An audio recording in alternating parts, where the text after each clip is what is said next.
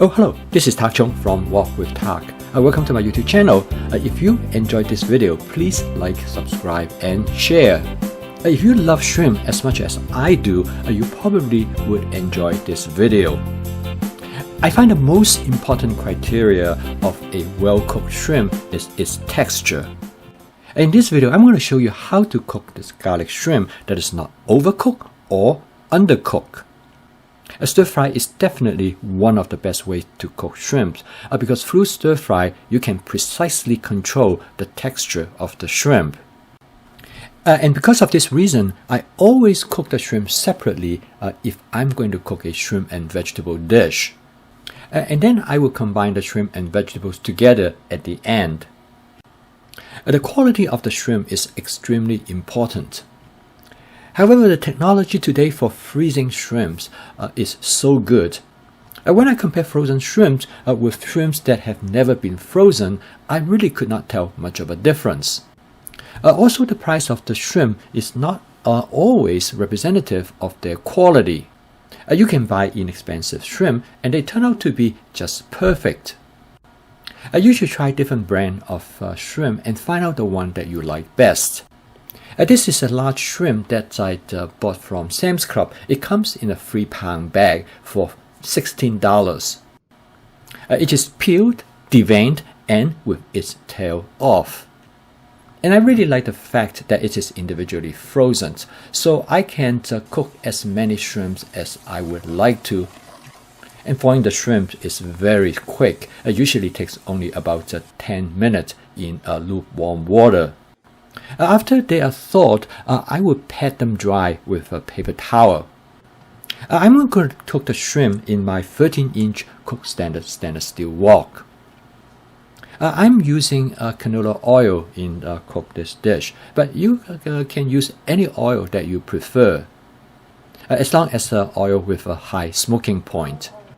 I'm going to use my spot seasoning method to create a non-stick surface for the wok. For your convenience, I have included the recipe below the video in the description section. I'm going to first start sauté 1 tablespoon of minced garlic. I then add about 8 ounces of shrimp to the wok. For convenience, I use garlic that has already been minced. Personally, I do not find that there's too much of a difference between freshly minced garlic. And it is much cheaper. This whole jar of minced garlic costs a little bit over $4. The shrimp cook very rapidly. What you want to look for is the color change of the shrimp, as you notice that it starts to turn pink. At the same time, the surface of the shrimp starts to glisten. By now, you know the shrimp is about 80% done. I add about 1/4 cup of scallions to the wok. I use the scallions to garnish the dish, to give the dish some color as well as some flavor. To flavor the shrimp, I'm going to use some white rice cooking wine. I'm going to add just a little bit wine at a time, and then I use my wok spatula to detach anything that might be stuck and burned to the bottom of the wok. Well, this will allow me to return some of the flavor that might stick to the bottom of the wok back to the dish. You actually can use any type of wine that you prefer. In fact, if you don't have any wine, then I would substitute it with water. Using this method, it will allow you to create a light sauce.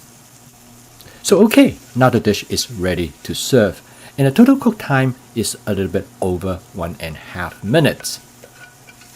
As you can see, during different stages of this cooking process, you can either cook a little bit longer or shorter to create the type of texture that you would like in the shrimp.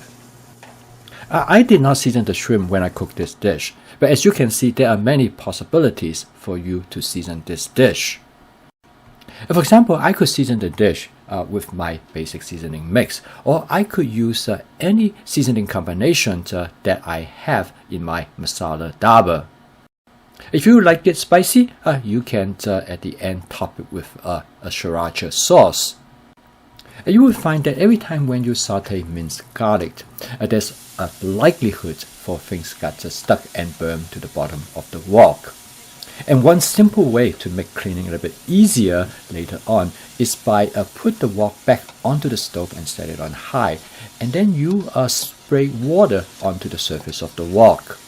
With the wok spatula, you can easily scrape everything off, and this is what I call spot cleaning.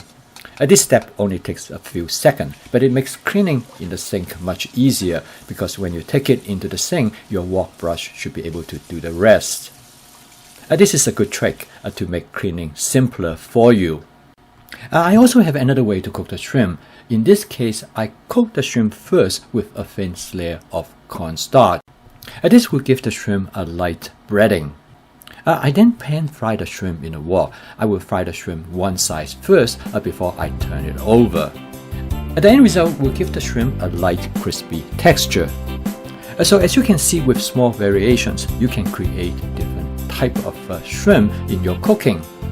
So okay, if you enjoyed this video, please like, subscribe and share. I will see you tomorrow.